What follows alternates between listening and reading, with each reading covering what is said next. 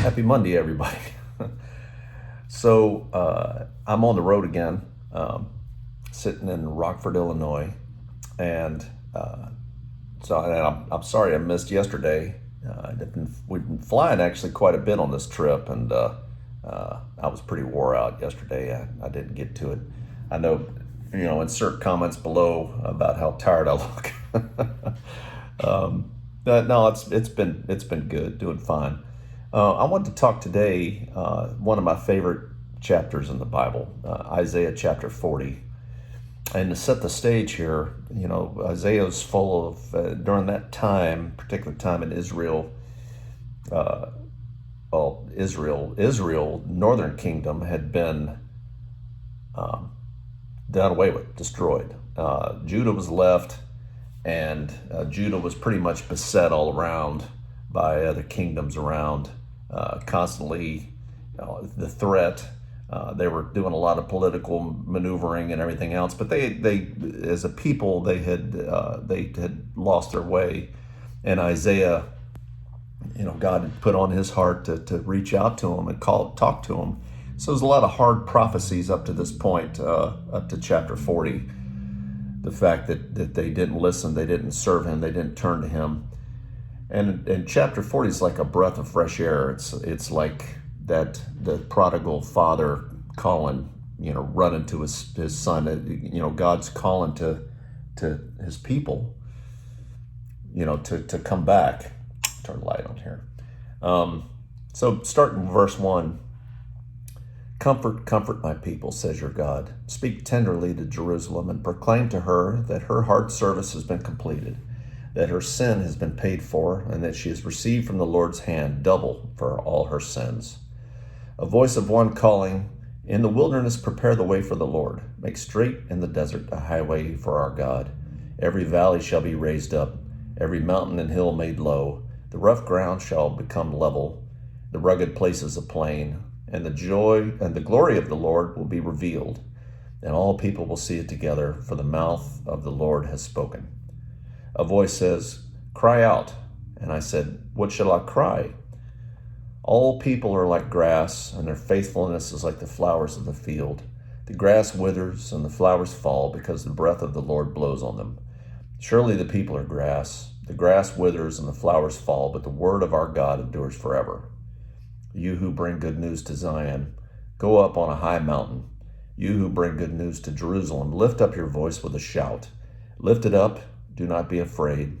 Say to the towns of Judah, here is your God. See, the sovereign Lord comes with power, and he rules with a mighty arm.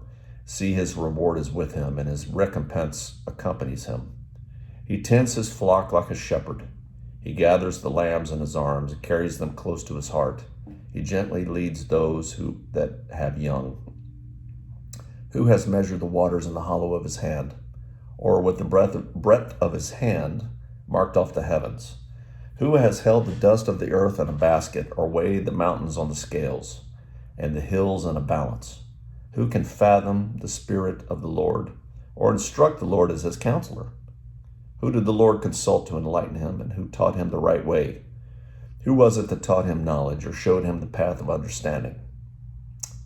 Surely the nations are like a drop in a bucket. They are regarded as dust on scales. He weighs the islands as though they were fine dust. Lebanon is not sufficient for altar fires, nor the animals enough for burnt offerings. Before him all the nations are as nothing. They are regarded by him as worthless and less than nothing. With whom, then, will you compare God? To what image will you liken him? As for an idol, a metal worker casts it, and a goldsmith overlays it with gold and fashions silver chains for it. A person too poor to present such an offering selects wood that will not rot. They look for a skilled worker to set up an idol that will not topple. Do you not know? Have you not heard? Has it not been told you from the beginning? Have you not understood since the earth was founded? He sits enthroned above the circle of the earth, and its people are like grasshoppers. He stretches out the heavens like a canopy and spreads them out like a tent to live in. He brings princes to naught and reduces the rulers of this world to nothing. No sooner are they planted, no sooner are they sown, no sooner do they take root in the ground than he blows on them and they wither, and a whirlwind sweeps them away like chaff. To whom will you compare me? Or who is my equal, says the Holy One? Lift up your eyes and look to the heavens. Who created all these? He who brings out the starry host one by one and calls forth each of them by name. Because of his great power and mighty strength, not one of them is missing. Why do you complain, Jacob? Why do you say, Israel? My way is hidden from the Lord, my cause is disregarded by my God. Do you not know? Have you not heard? The Lord is the everlasting God, the creator of the ends of the earth. He will not grow tired or weary, and his understanding no one can fathom. He gives strength to the weary and increases the power of the weak. Even youths grow tired and weary, and the young men stumble and fall. But those who hope in the Lord will renew their strength. They will soar on wings like eagles. They will run and not grow weary. They will walk and not be faint. I love this chapter.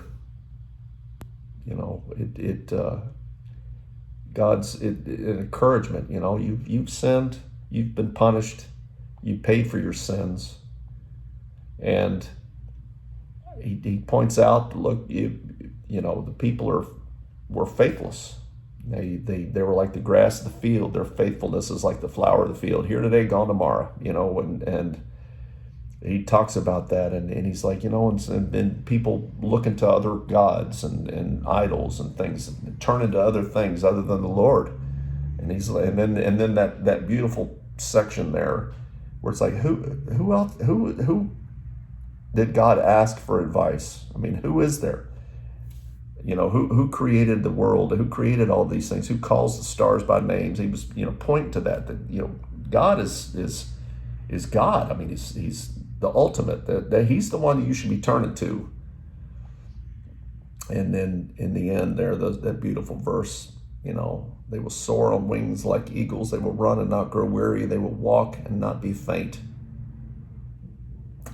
So he says, you know, return to me, come back to me, and I'll be that for you, and I'll be there, and I'll be a loving father to you. So I love this chapter.